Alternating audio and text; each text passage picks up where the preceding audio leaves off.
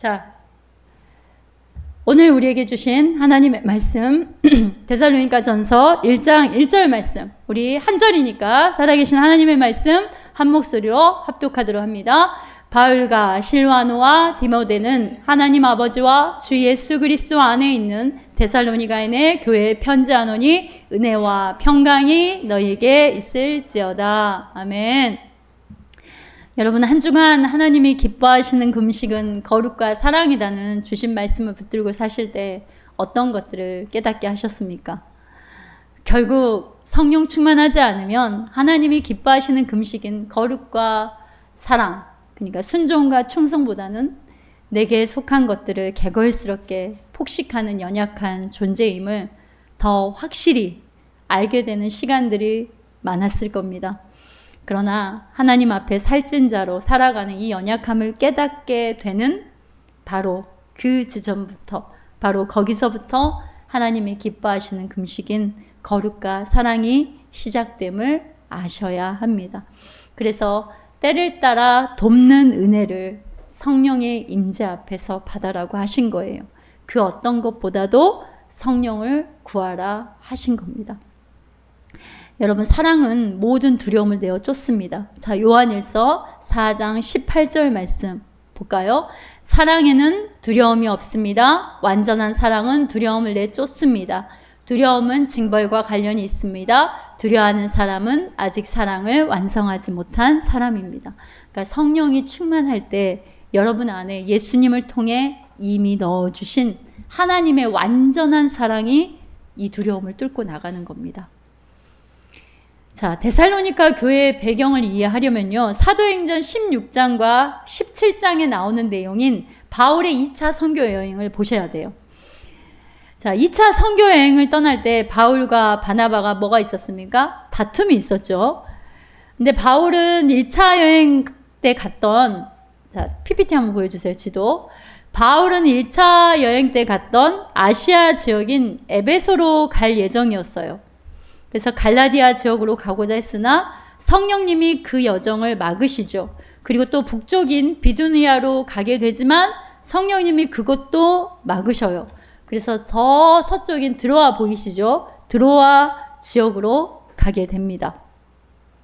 여러분, 드로아는요, 트로이 목마로 유명한 트로이 지역입니다.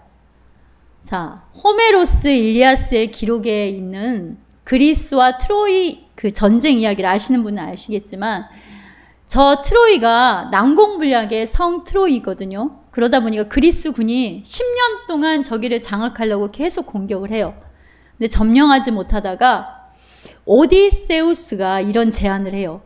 그리스 군은 이제 거대한 목마를 이제 만들게끔 이제 하는데, 저것도 전술이었어요. 거대한 목마를 딱 만들어 놓고 트로이 성 앞에 남겨둔 채 철수하는 척 하죠.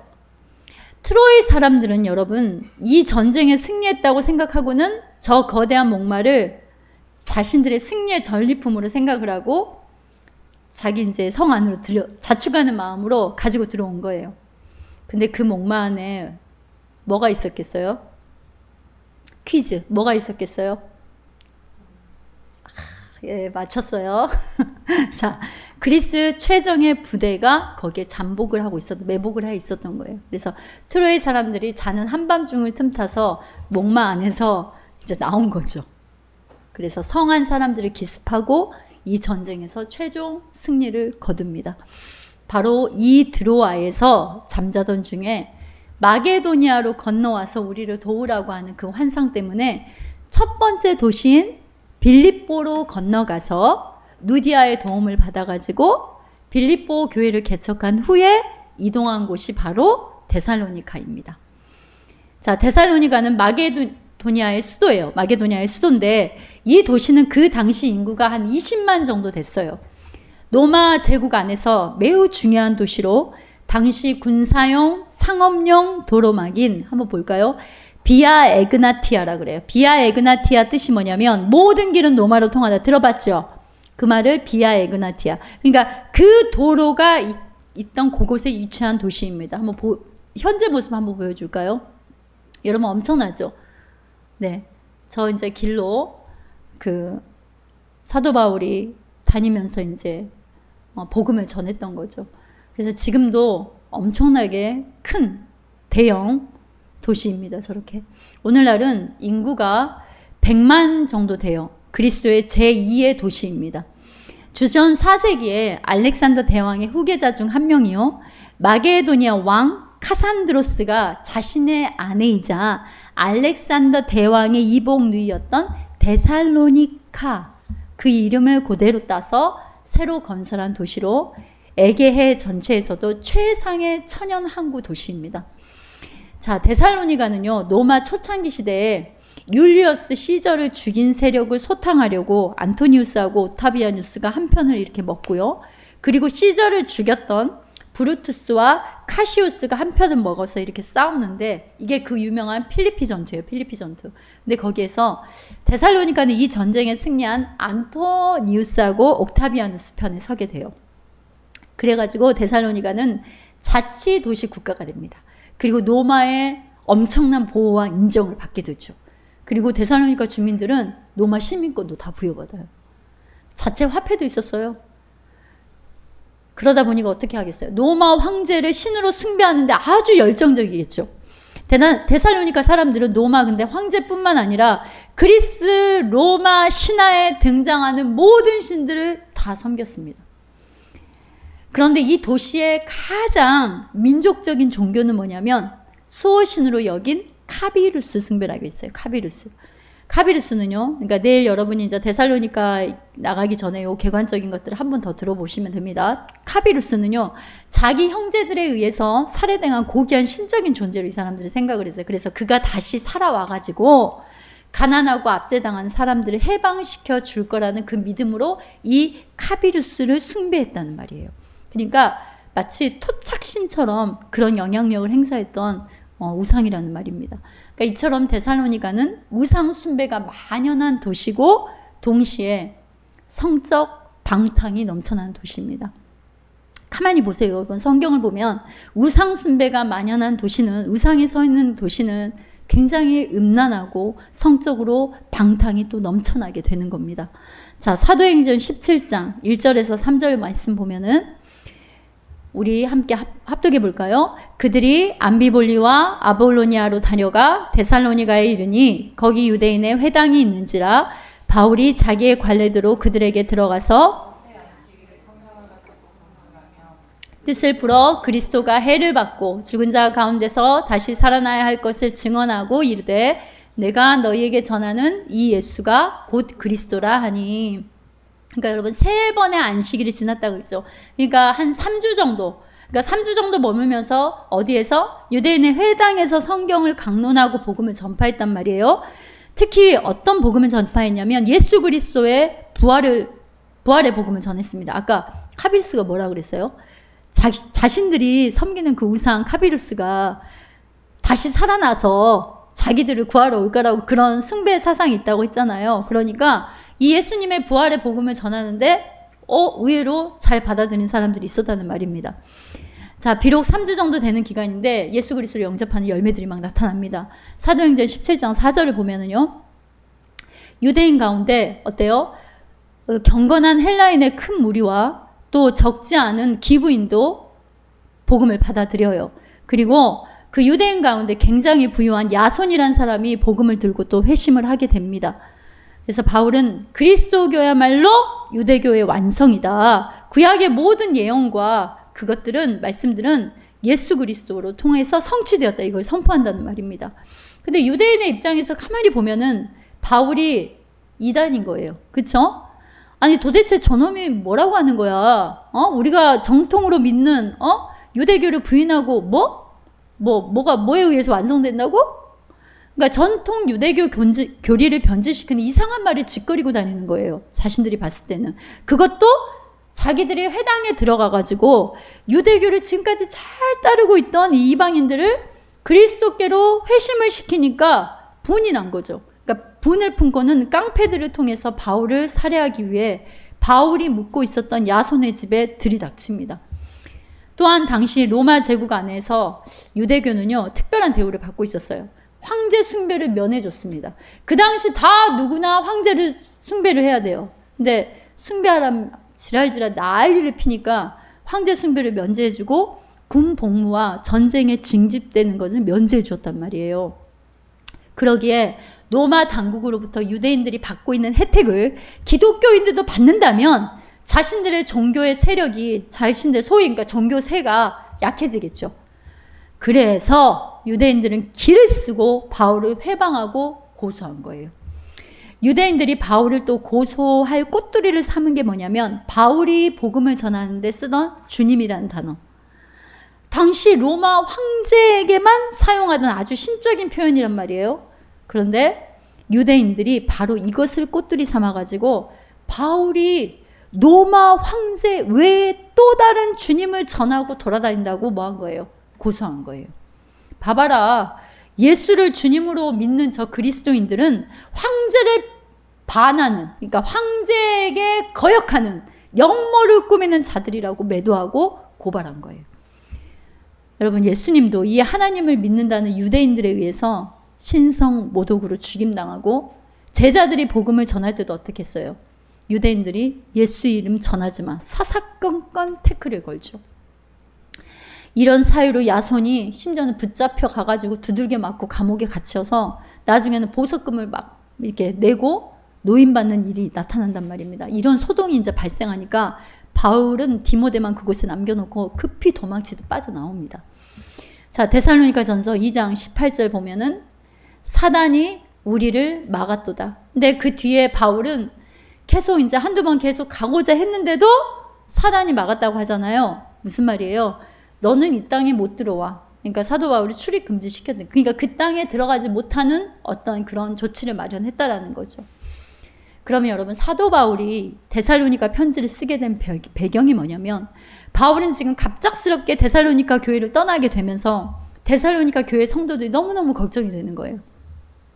로마 제국 안에서는 다신 숭배, 황제 숭배를 해야 되는데 예수님을 유일한 주님으로 모시고 산다라고 하는 것은 지금까지 지역사회 일원으로 누려왔던 모든 것들로부터 불이익과 퇴출과 어려움을 당하는 거예요. 소위 사회적 경제적으로 매장당하는 험한 꼴이 되는 겁니다. 두들겨 맞기도 하고요. 일터에서 잘리기도 하고요. 심지어는 가족들에게 쫓김을 당하기도 해요. 예수님을 전한다고 온갖 핍박을 사도 바울 자신도 몸으로 경험했기 때문에 야손이 두들겨 맞는 것처럼 예수님을, 예수 그리스도를 믿는 것 때문에 두들겨 맞고, 일터에서 해고돼가지고 어렵게 살면 어떡할까? 아니면 지역사회에서 지금 매장당하고, 그러다 보니까 그 자신이 전한 복음을 듣고 그 돌아온 사람들이 그 도시에서 겪게 될 고통이 너무너무 걱정이 되는 겁니다. 야손과 사람들이 그렇게 소동 가운데 두들겨 맞고 구금까지 됐는데 자신만 비겁하게 지금 도주한 꼴이 되어버렸잖아요. 배신자처럼. 혹시 데살로니가 사람들이 그리고 야손이 나를 원망하는 것은 아닐까? 그로 인해 그들이 시험이 들어서 복음을 부인하고 복음에서 떠난 건 아닐까? 이런 거 5만 가지 걱정을 하게 되는 거죠. 이런 불편한 마음으로 데살로니가 사람들을 걱정하고 있는데 설상가상으로 이 데살로니가에서 소동을 일으켰던 유대인들이 폭력배들이 이제 폭력배를 끌고 베레아까지 뒤쫓아와가지고 바울을 괴롭히는 거예요. 그래서 결국은 바울은 또 베레아에서 아테네로 옮겨가게 됩니다. 그래서 이 아테네에서 디모데를 만나죠. 그러니까 나는 데살로니가를 지금 못 들어가게 됐으니까 야 디모데야 너라도 좀 다녀와라. 가가지고 그 사람들 복음을 들었던 사람들이 지금 어떤 상태고 그들의 믿음이 어떠한지 내가 급히 떠나올 수밖에 없었던 그 이유를 좀 사정을 좀 잘 설명해주고 좀 가서 살펴보고 와라. 이렇게 보낸 거예요. 근데 디모데를 보내놓고 바울은 고린도로 가는데 디모데가 잘 전달을 했을까? 오히려 디모데가 오히려 봉변을 또 당하지 않을까? 아니면은 오히려 다툼이나 그들이 거세게 거부하지는 않을까? 이런 걱정들을 했겠죠. 이러던 와중에 데살로니가로 보냈던 디모데가 와서 하는 말이 뭐라고 하냐면 제가 데살로니가 가보니까 그리스도인이 된 것 때문에 아니나 다를까 너무나 많은 어려움들을 겪고 있는데 그런데 단 한 명도 믿음을 포기한 사람이 없었다는 말을 전해 듣게 된 거예요. 그래서 그 데살로니가 교회가 잘 서가고 있다는 것을 듣게 된 거예요. 그러니까 얼마나 사도 바울이 기쁘고 감사하겠어요. 그래서 딱 펜을 들었어요. 데살로니가 전서 1장 2절 보세요. 우리가 너희 모두로 말미암아 항상 하나님께 감사하며. 자, 2장 13절도 함께. 우리가 하나님께 끊임없이 감사하며. 그러니까 너무너무 감사해가지고 그 사도 바울이 데살로니가 성도들을 생각하면은 너무너무 감사가 넘치고 좋은 거예요. 그래서 막 감사를 남발합니다. 저도 역시 하나님께서 우리 아파리케 성도들 한 명 한 명에게 또 주신 하나님의 은혜 너무너무 감사를 합니다. 우리가 그 이전 예배 드릴 때 장목사님이 그러셨잖아요. 뭐라 그랬어요? 아파리케 성도들이 참 대단합니다. 그러니까 그러면서 하나님께서 여러분을 부르시고 예배자로 세운 그 하나님이 더 대단하십니다. 그래서 지난번에 우리 좁은 그 예배당에서 애들하고도 북적북적 모여가지고 그렇게 예배드리고, 참 그곳에서 그렇게 예배드린 성도들이 대단합니다. 근데 이제 노예 목사님들도 그런 말씀을 하시더라고요. 그러니까 하나님께서 지금까지도 인도해 주신 이 은혜들을 보면 우리의 힘으로 한 게 아니지 않습니까? 하나님의 은혜이지 않습니까? 그러니까 그런 것들을 생각하면 참 감사하게 되는 거죠. 또 무엇보다도 우리를 구원하시고 하나님께서 한 자리에 하나님 예배 공동체로 세우시고 불러주시고 하나님의 은혜에 또 우리도 감사하는 것. 그래서 여러분, 데살로니가 처음에 우리가 감사를 이렇게 들어가지 않습니까? 그러니까 또 감사를 회복하는 또 그런 메시지를 또 우리가 들을 수 있어야 돼요.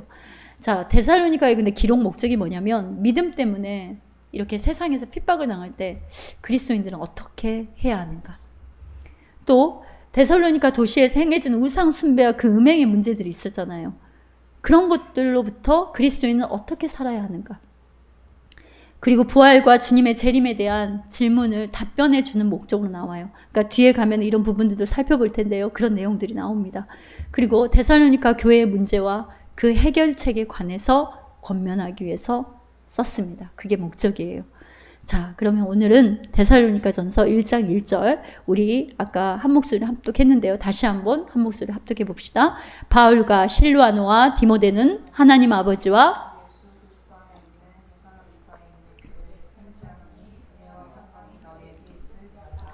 여러분, 대부분의 이 바울 서신에 나타나는 공통된 표현이 무엇입니까? 은혜와 평강이라는 단어가 자주 등장하죠, 여러분. 오늘 집에 가서 서신서들 다시 한번 다 보면은 다 은혜와 평강이 나옵니다. 도입 부분에 보면은. 자, 사도 바울은 교회에 반드시 있어야 하는 교회의 정체성이 바로 뭐라고 한 거예요? 은혜와 평강이라는 걸 강조하고 있는 거예요. 그것도 반복해서, 계속해서. 자, 은혜는 헬라어로 카리스입니다. 하나님이 우리를 향한 선한 뜻, 하나님의, 그리고 자격 없는 인간을 향한 하나님의 사랑, 그 뜻을 다 담고 있는 게 바로 은혜, 카리스이죠. 바로 예수 그리스도의 십자가의 사랑의 죄사함의 은혜입니다. 자, 평강은 뭐냐면 헬라어로 에이레네라고 해요. 에이레네. 샬롬, 구원이란 뜻이 있으며 새로운 피조물의 구원의 상태, 그 상태를 말해주고 있어요. 자, 카리스가 아까 뭐라고 그랬어요? 은혜. 우리 카리스마 들어봤죠? 아, 저 사람 카리스마 있다. 막 뭔가 강하고 막 강력하고. 여러분, 카리스마가 그런 뜻이 아니에요. 카리스마 그러면 무슨 뜻이야? 은혜로 주어진 선물이란 뜻이에요, 여러분. 그러니까 우리가 이제 이런 부분들도 또 말씀을 나누면서 더 알게 되는 거죠. 카리스, 은혜. 자, 요한복음 1장 14절 보세요.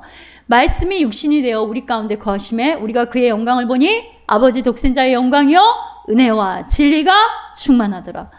우리가 예수 그리스도의 속죄를 통해 얻은 죄와 사망으로부터 구원을 나타내는 거예요. 또 이 은혜는 매일의 생활에서 우리를 지탱하는 강력한 힘입니다. 그리고 끝까지 믿음의 길을 갈 수 있고 견딜 수 있게 해주시고 믿음의 선한 싸움을 할 수 있게 해주시는 힘이 바로 은혜예요. 그래서 신약 성경에서 이 카리스라는 이 단어가 140회나 사용이 됩니다. 히브리어에 이제 동일하게 이 은혜하고 동일한 말이 헤세드라는 말이 있어요. 들어보셨죠? 헤세드. 은혜, 긍휼, 자비, 인자 이런 뜻이에요. 그리고 사랑하다 또는 하나님의 열심이라는 뜻도 있어요. 그리고 친절, 은혜, 또 무슨 뜻이냐면 시기, 질투라는 뜻도 있고 긍휼이라는 뜻도 있어요. 이 헤세드라는 단어에는 이게 다 들어가 있습니다. 하나님의 속성에 그런 부분들이 다 들어가 있는데요. 자, 야고보서 4장 5절 말씀 우리 함께 쉬운 성경 읽어볼까요? 함께 합니다. 하나님께서 우리 안에 거하시게 하신 성령이 우리를 시기하기까지 사랑하신다는 성경 말씀이 아무것도 아닌 말처럼 생각됩니까? 성령이 우리를 시기하기까지 하나님 우리를 사랑하신대요. 그러니까 하나님의 시기와 질투를 받고 사는 내가 야곱은 사랑하고 에서는 미워했다. 여러분 왜 나를 사랑하시는지, 왜 내가 한눈 파는 꼴도 못 보시고 나를 사랑하시는지, 여러분의 이해의 영역, 그러니까 우리의 인간의 이해의 영역을 넘어서는 헤아릴 수 없는 사랑, 바로 이게 은혜예요. 은혜. 근데 이제 히브리어에는 헨이라는 그 단어가 있습니다. 이것도 연관이 있기 때문에 제가 말씀드리는데, 헨이라는 이 단어가 무슨 뜻이냐면 불쌍히 여김, 긍휼히 여김이라는 뜻이 있어요. 그리고 동시에 공짜, 값 없음, 까닭 없음, 이런 뜻이 있습니다. 그러니까 하나님이 그저 까닭 없어요. 하나님의 일방적인 은혜로 주신 거. 그게 바로 은혜라는 말입니다. 근데 우리가 성경에서 은혜를 입다, 은혜를 얻다, 이런 히브리의 그 단어를 자세히 살펴보면 무슨 뜻이냐면요. 이런 뜻이에요. 직역을 하면. 상대방의 눈에서 은혜를 발견한다는 뜻이에요. 보통 우리가 은혜라고 하면 어떻게 생각이 돼요? 상대방에게 내가 무엇을 어떤 혜택을 받거나 얻었을 때라고 생각을 하잖아요. 그런데 히브리어에서 말하는 은혜는요, 상대방의 눈 속에서 자신을 향한 불쌍히 여김과 긍휼을 발견한다는 의미예요. 어디에서요? 상대방의 눈 속에서. 그러니까 내게서 나온 게 아니라는 의미잖아요. 그러니까 왜 성도들 간에도 아우 집사님 오늘 모습 속에 오늘 제가 하나님의 은혜를 느꼈어요. 아유 목사님 오늘 말씀의 은혜를 깨달아서 하나님의 은혜를 깨달았어요. 엄밀히 말하면 무슨 말이에요? 하나님께서 하나님의 눈을 은혜로 보게 해주셨다는 말이잖아요. 그렇죠? 믿음이 하나님께로부터 우리에게 주어지면은요, 그 결과 우리에게 주어지는 것이 평강입니다. 그러면 그 믿음은 어떻게 주어질까요? 그러니까 우리가 은혜를 깨닫게 될 때 우리 안에 비교할 수 없는 평강이 임한다는 말이에요. 그러면 그 믿음은, 그것을 깨달을 수 있는 그 믿음은 어떻게 주어지는 거예요? 바로 은혜란 말입니다. 그러니까 우리가 주라고 하지도 않았어요. 받을 자격도 없어요. 그런데 갚을 수 없는데, 다 깨달을 수도 없는데 거저 주신 게 바로 은혜라는 말입니다. 왜 우리는 여러분 그리스도 은혜 없이는 살 수가 없을까요? 우리에게 은혜가 필요한 것은 선악과를 범함으로 죄가 들어왔잖아요. 그리고 하나님과 단절됐잖아요. 그리고 아담 이후의 모든 인류는 사망과 두려움에 놓이게 되었습니다. 그 어느 누구도 불안을 해결할 수가 없어요. 거기서 벗어날 길이 없어요. 그래서 누군가의 도움이 필요합니다. 바로 그러니까 외부에서 도움의 손길이 와야 돼요. 그 하나님의 구원, 하나님의 도움의 방법이 바로 예수님입니다. 하나님과 깨어진 관계를 이어주는 구원의 다리가 되어주신 거예요. 그러니까 우리의 누더기 옷을 벗겨 그분에게 입히시고 우리에게 그리스도의 옷을 입혀주신 게 은혜입니다. 여러분 우리가 신앙생활을 하면서도요, 사람을, 상황을, 어떤 것을 두려워한다라는 것은요, 내 마음에 하나님의 은혜에 대한 말씀적인 인식이 없어서 오는 것이 그 근본에 있습니다. 그러니까 잠시 우리의 처음 그 자리를 잃어버린 교만함에 지금 넘어졌기 때문이기도 합니다. 그래서 우리는 예수 은혜의 복음을 제대로 알아야 되는 거예요. 그리고 매일 그 은혜를 뭐라고 했습니까? 나를 기념하라. 기억하면서 살아갈 새 힘을 날마다 얻으라고 하는 거예요. 우리 처음 자리가 어떠했는지 성경은 이렇게 말해주고 있어요. 에베소서 2장 1절에서 2절 말씀 우리 함께 합독합니다. 불순종과 죄로 인하여 여러분은 영적으로 죽은 사람들이었습니다.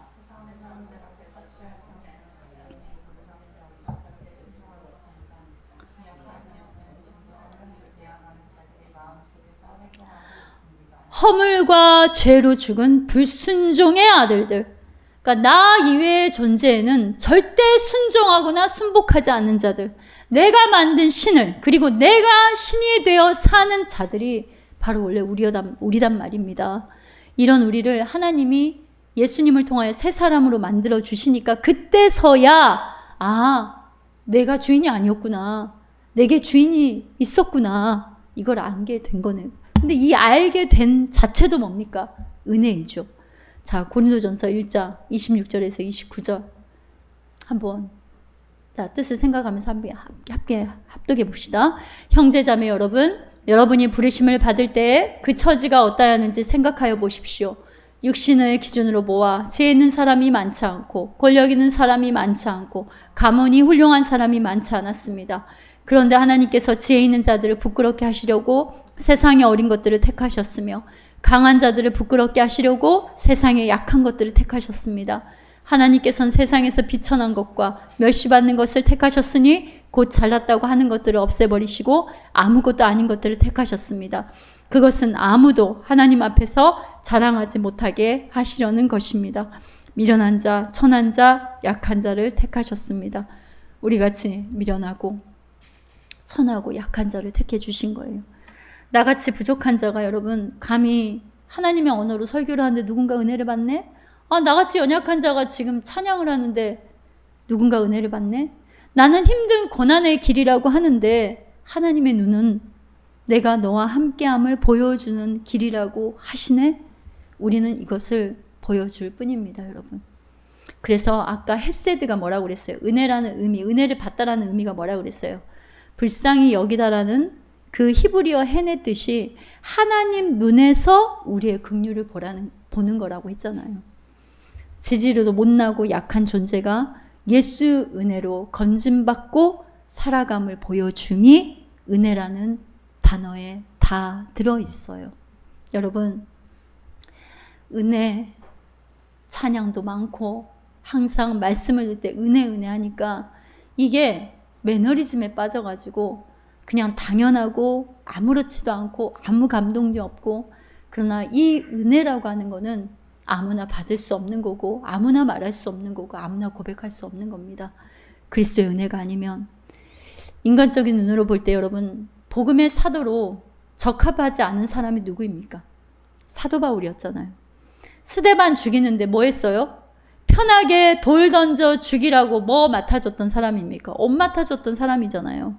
그러나 사도 바울은 예수님을 만나고 예수 은혜를 정확히 아는 그 은혜를 받았습니다. 자, 여러분의 고백으로 한번 합독해 봅시다. 디모데전서 1장 15절에서 16절 말씀입니다. 함께 합니다. 그리스도 예수께서 죄인을 구원하시려고 세상에 임하셨다 하였도다. 죄인 중에 내가 괴순이라. 16절 말씀입니다. 그러나 내가 긍휼을 입은 까닭은 예수 그리스도께서 내게 먼저 일체 오래 참으심을 보이사 후에 주를 믿어 영생 얻는 자들에게 본이 되게 하려 하심이라. 여러분 보세요. 내가 죄인 중에 괴수라는 것을 먼저 깨닫고, 그러나 그 괴수에게 하나님이 자비를 베푸셨는데 왜 자비를 베푸셨냐? 주를 믿어 영생을 얻는 자들에게 본이 되게 하십니다. 그러니까 지금 사도 바울은 자기가 누구인지 뻔히 알고 나는 지금 또 감옥에 갇혀 있어요. 그런데 그 복음은 지금 갇혀 있지 않고 전해져요. 그러니까 나는 감옥에 있는데, 나는 때로는 서신서만 써서 보낼 뿐인데, 그런데 하나님의 복음은 가둬져 있지 않고 전해진단 말입니다. 이거 그러니까 내가 하는 것이 아니구나. 하나님이 하시는 거구나. 내가 사는 것이 아니구나. 내 안에 그리스도께서 사시는 것이구나. 내가 감옥에 있던 간에 아니면 매를 맞던 간에 하나님이 다 하시는 것이구나. 그러니까 감옥도, 내 몸의 질병의 가시도, 매 맞음, 이 모든 것이 하나님의 은혜임을 깨닫게 된 거예요. 이 은혜를 하나님은 오늘 말씀을 통해 우리에게 말씀해 주시고 싶으신 겁니다. 여러분, 은혜라고 하니까 내가 원하는 대로, 내가 뜻하는 대로, 내가 노력하는 대로 모든 것이 척척 되어지는 게 그 상태가 은혜가 아니라, 모든 상황 속에서 한번 따라해 봅시다. 하나님이 보시기에 좋은 상태로, 하나님이 보시기에 좋은 상태로 이끌림 받는 게 여러분 은혜입니다. 내가 보기에 좋은 게 아니라 하나님 보시기에. 토브라고 하잖아요. 모든 순간에 예수 그리스도의 십자가와 부활의 복음으로 자족함을 아는 상태, 바로 이 은혜를 다시 알기를 원하시는 거예요, 여러분. 우리는 이렇게 은혜를 시작해서 평강으로 지어져 가는 게 바로 성도거든요. 교회입니다. 자, 그럼 평강은 뭘까요? 아까 은혜와 평강이 있기를 원하노라 그랬잖아요. 평강은, 자, 평강이라는 이 이제 단어를 이렇게 보면 소 두 마리가 멍에를 함께 쥐고 있는 모양으로 그린 단어가 바로 에이레네예요. 그런 모양으로 되어 있단 말입니다. 근데 멍에를 함께 맨 상태, 다시 말로 화평, 연합, 자, 혼인잔치, 안식, 이게 다 들어있어요. 이 뜻이 다 들어있어요. 평강이라는 건. 자, 마태복음 11장 28절에서 30절 보세요. 수고하고 무거운 짐진 자들아 다 내게로 와라. 내가 너희를 쉬게 하겠다. 나는 마음이 온유하고 겸손하니 내 멍에를 메고 나한테 배워라. 그리하면 너희는 마음의 쉼을 얻을 것이라. 내 멍에는 편하고 내 짐은 가볍다. 여러분, 멍에가 아예 없는 게 아니라 어디 멍에 안으로 들어오라고 하는 거예요, 지금. 예수님 멍에 안으로 들어가라. 그러니까 예수 그리스도 안에 있는 바로 이 상태. 그러니까 멍에가 없는 게 아니에요. 그러나 예수님의 멍에 안으로 들어가는 상태. 바로 이게 바로 평강이라는 말입니다. 그래서 아까 뭐라 그랬어요? 소 2마리가 멍에를 함께 지는 모양으로 그린 단어가 뭐라 그랬어요? 에이레네 평강이라는 단어라고 했잖아요. 그런 모양을 하고 있다고. 그럼 예수 그리스도 안에 있는 평강, 에이레네가 여러분 무엇일까요? 국어 사전에 나오는 평강은 사전적인 의미는 뭐예요? 아무 일도 없고 무사안이란 상태. 예전에 유행했던 말들은 소확행이라고 그러죠. 소소하고 확실한 행복. 그냥 두루두루 편안하고 뭐 풍파 없고 이런 걸 평강이라고 생각한단 말입니다. 흔히 사람들은 그렇게 생각해요. 사전에도 그런 사전적인 의미로. 근데 성경의 저자는 누굽니까? 하나님이시죠. 그거 평화를 이야기하는 주체도 누굽니까? 하나님이시죠. 그러면 하나님께서 뭐라고 그랬어요? 너의 생각과 나의 생각이 다르다 그랬어요. 그러면 우리가 생각하는 평강과 하나님이 생각하는 평강은 달라요. 우리는 이렇게 생각하죠. 나로 인해 하나님이 손해보는 일은 하지 않으실 거야. 그러니 뭐든 내 편이 되어주시지. 세상 사람들에게도 하나님의 영광이라고 간증하는 간증거리 많이 주실 거야. 많은 기독교인조차도 이것이 평강이라고 생각한단 말입니다. 혼돈, 흑암, 어둠이 아예 없는 게 아니라 혼돈, 흑암, 어둠 가운데 무엇이 있으라? 빛이 있으라. 바로 그 빛이 임함이 평강이에요. 그러니까 혼란과 실패와 좌절 속에서도 분리되어져 있던 것들이 연합되어지는 것. 그게 바로 평강입니다. 어려우세요, 여러분? 자, 쉽게 설명할 거예요. 나는 죽겠어, 지금 고난이라서. 나는 힘들어 죽겠어요. 그러나 하나님께로는 더 가까이 가고 있어요. 집사님 웃으셨어. 나 이야기를 하는 것 같은가 봐. 그러면 그게 평강의 상태라는 말입니다. 나를 괴롭히고 나를 힘들게 하고 이런 사람들이 내 주변에 아예 없는 게 아니라 나는 그런 사람들에게 둘러싸이고 에워싸임 당하는데 사도 바울이 감옥에 갇혀 있고 병각 가운데 있고 내가 질병 가운데 있는데 그런데 거기에서 그때만 들을 수 있는 하나님의 음성이 내 마음을 뜨겁게 녹인단 말입니다. 뭐가 번져요. 여태까지 들어보지 못한 음성들이 번지고 하나님의 하나님 되시면 다시 깨달아지고 이 상태가 여러분 평강이라고요. 근데 세상 사람들 뭐라고 그래? 우리 욥기 할 때도 나눴잖아요. 네가 무슨 문제가 있겠지? 야, 아니 때 굴뚝에 연기 나냐? 너의 고난이 있는 거 네가 뭔가 잘못한 게 있겠지? 그러니까 잘못한 게 없으면 평강하다는 생각이 이게 깔려 있는 거예요. 이게 성경의 가르침이 아닌 평강을 향한 잘못된 생각들입니다. 그러니까 마지막 때 신앙인들이 다 시험에 들고 예수 믿어봤자 뭐 아무것도 없더라! 이러면서 예수를 부인하고 배도하고 넘어지는 이유가 뭐냐면 잘못 알았기 때문이에요. 그리고 그 깊은 평강을 경험해보지 못하기 때문입니다. 여러분, 근데 범죄한 인간들이 사는 곳에 그 어디든 평강을 찾을 수 있던가요?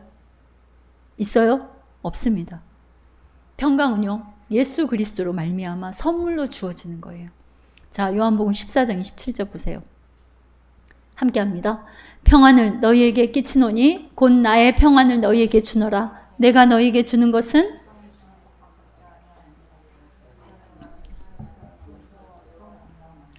여러분 말씀하잖아요. 제 말이 아니잖아요. 뭐라고 그랬어요?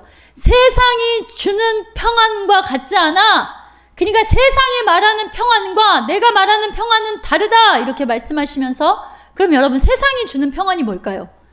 돈 문제, 관계 문제, 질병 문제가 해결되는 게 진정한 평안일까요? 사람들은 다 그렇게 생각한다니까요. 그리고 예수님은 그걸 주는 그 평안, 내가 생각하는 그 평안을 주신 분이라고 생각한다니까요. 근데 여러분, 우리 인생을 보세요. 하나 해결되고 나면 또 꼬리를 물고 해결할 건수들이 나타나는 게 우리 삶이잖아요. 그러지 않아요, 여러분? 나날이 스펙타클하지 않습니까? 나를 믿고 근심하고 두려워하지 말라라고 근데 하시잖아요. 그러면 무슨 말이에요, 이 말이? 내가 주는 평안은 말이야, 너희들이 느끼기에 근심과 두려움이 아예 없는 게 아니야. 오히려 이걸 역으로 말씀하고 계시는 거 아닙니까? 은과 금이 내게 많은 게 평안이 아니라 은과 금은 내게 없거니와 나사렛 예수의 이름으로 일어나 걸으라. 이 상태. 이게 평강이라고요. 자녀가 안 아프고 말썽 안 피우고 공부도 척척 잘하는 게 평강이 아니라 자녀의 아픔을 통해서 나 같은 죄인을 위해서 독생자를 주신 하나님 아버지의 부모된 마음을 깨닫게 되는 바로 그때 임하는 상태. 또 말썽을 피우는 자녀의 모습에서 하나님 앞에 나의 불순종을 그제야 보고 하나님과의 멀어진 관계가 다시 돌이키는 은혜가 임하는 은혜. 바로 그런 상태. 그게 바로 평강이지 않겠습니까, 여러분? 자녀가 말썽도 안 피워요. 아유, 우리 자녀는 어디다 내놔도 그냥 다 퍼펙트해. 그게 평강일까요, 여러분? 자녀의 방황을 통해 하나님 앞에 내 영혼의 방황을 깨닫게 되는 상태. 이럴 때 드러나는 게 그리스도 안에서의 평강이라는 의미예요, 여러분. 누가복음 12장 51절 보세요. 내가 세상에 화평을 주러 온 줄로 아느냐? 내가 너희에게 이르노니 뭘 하러 왔다? 분쟁하려 함이라 이러잖아요. 여러분, 거짓이 물러가고요, 죄가 끊어지는 그 분쟁이 있는 것이 평강이라고 합니다. 예수로 말미암아 다툼과 분쟁과 손해와 핍박이 있는 상태가 평강입니다. 하나님이 우리에게 평강을 주면 여러분, 그때부터는 전쟁의 시작이 돼요. 그러기에 우리가 이 땅에 사는 동안 하나님과의 평강을 누리기 위해서 끊임없이 다른 것들과 전쟁을 할 수밖에 없는 거예요. 예수 때문에 손해보고 예수 때문에 멸시받고, 그러나 그때 바로 깨닫게 되는 것이 은혜와 진리가 바로 평강이라는 말입니다. 이사야 9장 6절 말씀. 한 아기가 우리를 위해서 태어났어요. 우리가 그 한 아들을 모셨는데 그분은 우리의 통치자예요. 놀라우신 조언자예요. 전능하신 하나님이에요. 영존하신 아버지예요. 평화의 왕이에요. 근데 이 평화의 왕이 어떻게 우리에게 평강을 주셨어요? 이사야 53장 5절 말씀 함께 합독합니다. 그가 찔림은 우리의 허물 때문이요 그가 상함은 우리의 죄악 때문이라. 그가 징계를 받음으로 우리는 평화를 누리고 그가 채찍에 맞음으로 우리는 나음을 받았도다. 평화의 왕이 찔리고 상하고 징계를 받음으로 평화가 그를 믿는 자들에게 임했다고 하잖아요. 하나님의 사랑과 하나님의 공의가 만나는 지점이 뭡니까? 십자가잖아요. 바로 그 십자가가 죄인들에게 임한 참 평강이 된 겁니다. 성경은 이 평강을 지금 말하고 있는 거예요. 에베소서 2장 16절 17절 말씀에 뭐라고 그래요? 원수된 것을 십자가로 소멸하시고 이 둘을 한 몸으로 만드셔서 하나님과 화해시키셨다. 하나님과 여러분이 죄로 인해서 분리되어 있는데 그것을 하나로 화해시킨 그 평강을 보여주신 거. 하나님이 주시는 평강이 어떻게 오는지를 보여주신 것이 바로 예수 그리스도의 십자가와 부활의 복음이지 않습니까? 여러분, 에베소서는 옥중서신이었어요. 금방 우리가 보는 거. 현실은 감옥이에요. 그런데 찬송하리로다. 이렇게 외칠 수밖에 없는 평강.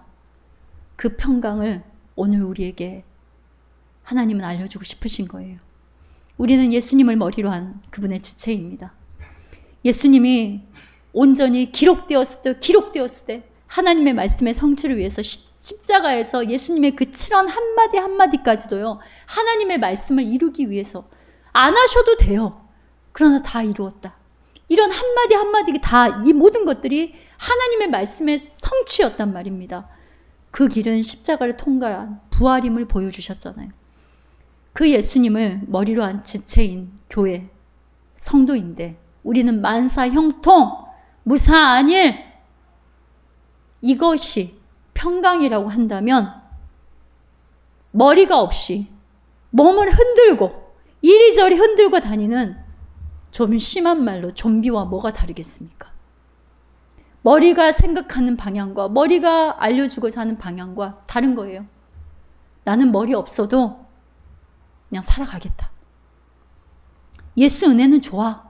그러나 예수님이 가신 그 길에서 내가 깨닫고 배우게 되는 그 세상이 줄 수 없는 평강은 굳이 경험하지 않아도 돼. 너무 복잡하고 힘들잖아. 그까짓 거 꼭 알아야 돼? 그냥 적당히, 은근히, 그럭저럭 내가 원하는 평강이면 되지. 이런다면 여러분, 이거는 거래하고 선별하는 신앙이지 않겠습니까? 자, 우리 마지막으로 골로새서 3장 15절 말씀 한 목소리 합독해 볼까요? 그리스도의 평화가 여러분의 마음을 지배하게 하십시오. 이 평화를 누리게 하시려고 여러분을 한 몸으로 부르신 것입니다. 또 여러분은 감사하는 사람이 되십시오. 그리스도의 평화가 여러분의 마음을 지배하라고 하잖아요. 여태까지 하나님께서 말씀을 알려주신 이 평화가 여러분 마음을 지배하라고 하잖아요. 그러니까 여러분은요, 어떤 순간에도 감사할 수밖에 없는 거예요. 그래서 데살로니가 전서에 나중에 나오잖아요. 항상 기뻐하라, 쉬지 말고 기도하라, 범사에 감사하라. 이는 너희에게 향하신 하나님의 뜻이니라. 하나님 말씀을 통해 우리 마음을 세상이 주는 다른 평강이 아니라 예수님, 그 평강이 우리 마음을 지배하게 하라라는 하나님의 분명한 말씀을 지금 들려주고 있지 않습니까? 우리가 참 복음을 알면은요, 이 참 예수의 평강을 알 때 한 몸으로 감사하는 사람으로, 예수님과 한 몸으로, 또 그 한 몸과 지체됨으로 한 몸으로 감사하는 사람으로 하나님과 나와의 관계에서도, 그리고 나와 다른 사람의 관계에서도 서로를 향해서 격려하고 평강의 마음을 흘려보낼 수 있게 되는 겁니다. 인간적으로 어떤 평강을 만들어내려 하지 말고 내가 먼저 하나님 말씀 앞에 엎드려 예수 그리스도 통해 하나님께서 우리에게 주신 은혜와 평강의 의미를 더 깊이 깨닫고, 여러분, 은혜와 평강이란 이 단어만을 가지고요, 일주일, 아니 한 달, 1년, 평생을 우리가 깊이 생각해도 모자라요. 그걸 다 알기까지 성령이 조금씩 알려주는 대로 따라가는 거죠. 은혜와 평강을 더 깊이 깨닫고 매일 그리스도 안에서 은혜와 평강을 누리는 그 삶이 무엇인지를 구체적으로 알아가시는 그 은혜가 있기를 살아계신 우리 주 예수님 이름으로 축원합니다.